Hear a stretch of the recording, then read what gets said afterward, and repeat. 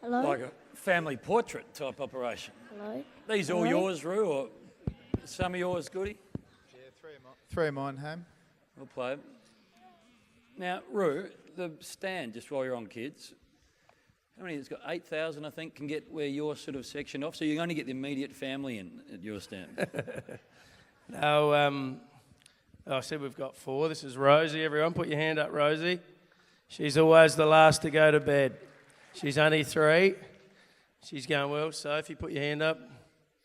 Nick, he's 6. Joe's asleep and Rocco's at home. And we've got Hayley Modra down there. Hayley, you put your hand up. There we go. Bella Goodwin, Lily Goodwin, and Eddie Goodwin. So, and Simon. And Simon. Yeah. Tell me, Goody, you talked about puberty and late bloomer. Roo would be shaving at Joe and Nick and Rocco's age. How long did it take for you to sort of start to hit your straps? Yeah, we actually joke about this fairly regularly about he probably went through puberty at 9. I probably took 17. And now the modern day player doesn't want any hair anyway, so it doesn't really matter. They would have thought you're a genius if you turned up now, well ahead of your time. I had pubes in year 2, actually. The Italians, they mature early. I can remember it up in the change rooms at the at Ramco Primary School. Saw my first hair and I thought, gee, what's that? And I went home and said to Dad, Dad, what's this? And he said, son, it means you're getting strong. So that was my birds and the bees chat from the old man. Pretty extensive. Hey, just while we're on hair, the mullet, regretful or brilliance? I'd love it now. I tell you what, looking up at the screens earlier, it was good to see. But we've all changed a bit in 25 years, Hammer. And the mullet was, I loved it. I had it when it was out of fashion. I had it when it was in fashion. But that was just part of the go back then, I suppose. Goody, take us back to your first pre-season. I mean, extraordinary to think that in your first 2 seasons it would be premiership, but how much of an eye-opener was it when you really started to get down to work? Oh, it was incredible, Hame. You know, I was coming off I got drafted in February of pre-season in 96.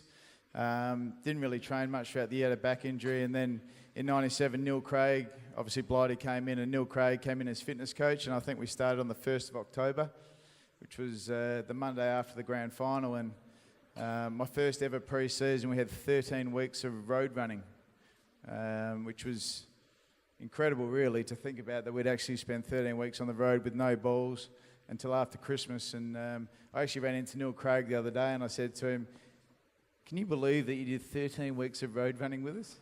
He said, have you ever had a tendon problem? I toughened him up for you, didn't I? Sort of seemed to work pretty well. 97, 98 were extraordinary years. Blighty went through them all, but you got to play in a flag. Take us to your debut and then the grand final in that opening rookie year. Yeah, the debut was obviously round 1 of 97. Played against Brisbane, played on Darryl White. Bit of an enigma back then, but it was a great win, but I tore my quad sort of halfway through the 3rd quarter, missed the next 14 weeks. Robbie Carruthers was the rehab coach at that stage. I remember after about week 5, he had me doing high knees out of the pool in the shallow section of the new facility, and I was jumping out of the water doing high knees, and he said, what are you feeling? I said, I'm feeling a tugging feeling in my quad. He said, that's good, that's scar tissue. Well, 9 weeks later, it was still going, so it certainly wasn't scar tissue, it was re-tearing the injury, so I'll put a claim in for that at some stage, Reedy. And then obviously moved into the finals, and I was just really fortunate, really, because we had some terrific players that missed out. Obviously, Peter Vardy, Matty Liptak, and Roo, and I was coming back from injury and was just one of those fortunate players that happened to fall into form at the right time and get a game. And the prelim final was my first time that I'd ever set foot on the MCG, which was an incredible feeling. And the next 2 weeks were something I'll never forget. How worried were you, Roo, that after seeing 97 play out, you'd missed your opportunity to play in a premiership? I was fairly worried because missed 93 and then missed 97 and none of us thought, even Blighty, no one thought we were going to win 98. So I thought it had gone by, honestly, and but all we did was, there was a heap of guys that missed out, Hamish. So we just kept training hard, and we had to win the last game, the last minor round game of the season over in Perth, just to make the finals in '98. So we weren't the best side again, but we won that game and got into the finals. And then after Perth, we went to Melbourne, to Sydney, back to Melbourne, and then Melbourne again. You right, Rosie, or what? You okay? You happy? Yeah. So we won it, and that's the main thing. And what about the Brownlow? It's sort of, I know winning it solo would be nice, but it must be something nice to be tying a Brownlow with the ilk of Buckley and Goods.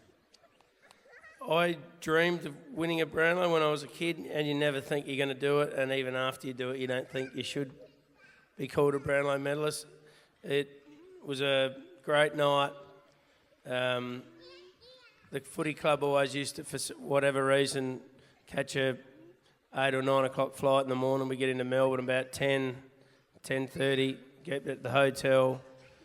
The girls would have get their nails done, their hair done, get their dress right, and the blokes would go straight to the pub at about lunchtime. So by the time we got to the Brownlow, we'd already had a few. And I thought I was half a chance at best that night.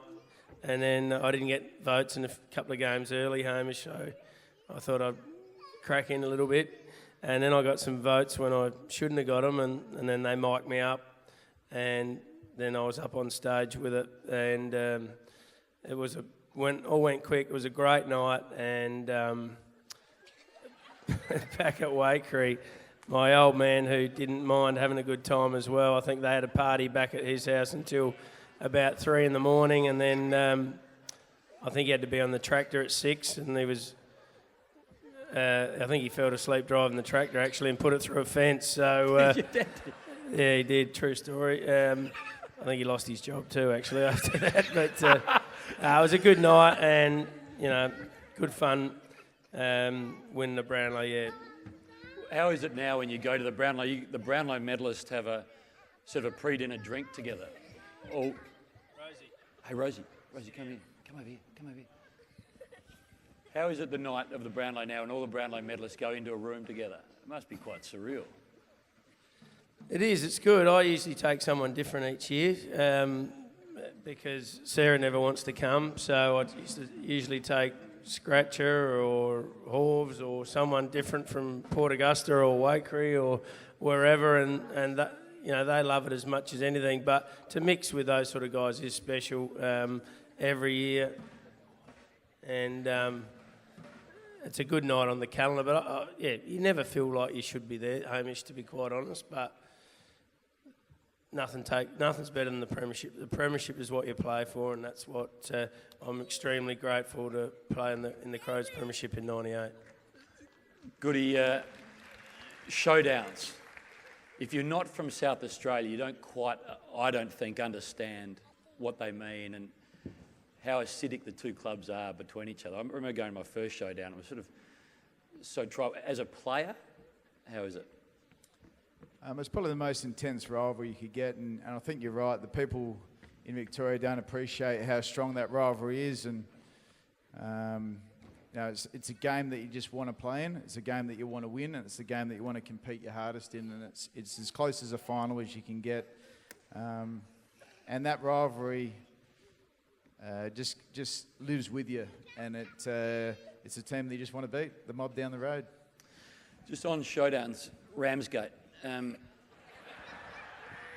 It's probably best if you two just give us a quick overview of how it played out, how Goody performed in the battle. Roo? Well, it was Goody's fault, and he knows that. It was his 100th, and we lost, but we still found a way to celebrate. We went down to Henley Square, and there was about, 15 or 20 of us, and we went down there for lunch, and after, Blighty educated us, celebrate your successes, and always used to talk about getting home at 12ish, and the ish bit could go for a few hours. So the lunch went for a bit longer than it should have, and Benny Nelson went over to the Ramsgate to get a few more bottles of wine for the restaurant we were at, and he said, "Shit, the Port Boys are at the Ramsgate," and someone said we should go over there, and Who said that? don't know. But I said, if we go over there and something happens, don't back out of it. And we went over there. Good leadership, wasn't it? Yeah, from a captain. And we had a bit of fun. But we had to do the bolt, and the girls were still there. Sarah and Maggie, who are here tonight, they were the last two at the Ramsgate. 400 people were outside watching all the shenanigans outside. We had to bolt to get home because the cops were coming. And we had to ring Reedy and say, "Reedy, we're in the shit here." But he goes, "Did you win?" And we said, "Shit, yeah." And he said, "Oh, it's all right then." Anyway, the girls rock up half an hour later. They said, "What are you blokes doing? You left us at the bloody pub. What are you doing? You left us behind." And we said, "Well, didn't you see what happened?" They had no idea what was going on. Sarah and Maggie, so we'll give them a round of applause too, guys. Can you add anything, Goody? No, it was just the next day when Reedy came in, he said, "Get into the team meeting room at 8 a.m. And sort of Rude touched on it, but the first thing he did, he came and he slammed the door and he said, "What are you idiots? What are you up to?" He said, "One question, did you win?" "Yep." He said, "Good, leave it with me." From Reedy to Blighty, was there something about an explosion with Blighty, about a ladder or something you just want to touch on while Blighty's in the room? Oh, Goody probably could tell the story better. I think Goody. Oh, I don't really remember too much about it, Blighty, do you? But it was warranted. I think there's no doubt that... Take us through in some detail. No, but in 97, 98, and Blighty was right that there was this steely resolve within the playing group that after 97 that we'd won the premiership, that 98 we didn't want to be seen as a team that just fluked the premiership, and in 98 we're very successful, and probably 99 that we certainly didn't prepare the way that we wanted to prepare, and Blighty certainly got a bit frustrated throughout that year, and there was one stage where he got super frustrated that he actually stood on a ladder and he had everyone in a circle walking around, and the guys that played the 22 and the guys that were in rehab were standing on the side there, and they were doing star jumps, and Troy Bond was doing star jumps with crutches, and he's doing his star jumps with crutches. He said, "Bondy, were you late today? Get out of here, go home." Off he goes home. But one by one he got out there and he just gave it to us, and it was just desserts, but it was probably at a stage where that era of 97, 98 had come to its conclusion, and we had to really pick up the pieces and start again. Where's footy at now, Ru? I mean, it's different even to when you hung up the boots. That wasn't so long ago. How do you reckon you'd go now with all the restrictions and the less beer? I think everyone adapts to it. I think Russell Ebert would have done pretty well in the 90s, and I think the good blokes, Gary Ablett Senior, would have done pretty well these days as well. I didn't mean from a playing point of view you'd still win Brownlows. I'm talking about all the sanitising of the players, the sort of round-the-clock stuff. I think Pretty full on now. Everything is analysed, scrutinised, pulled apart. everyone might not agree, but I think the game's gone a bit too far. I think it'd be great to wind it back a little bit. I think, it's a bit too serious. I don't think they can have enough fun. I think if we can take it back a little bit and head it back a bit closer back towards the 90s, I think it'd be a good thing. I think AFL clubs, like we've heard tonight, are about community, they're about spectators, they're about volunteers, and shouldn't be too corporate. And I think if we can have time to have fun and celebrate your successes and not be too robotic, I think everyone would enjoy footy a lot more. Last question for both of you. Excluding grand finals, your favourite moment from football?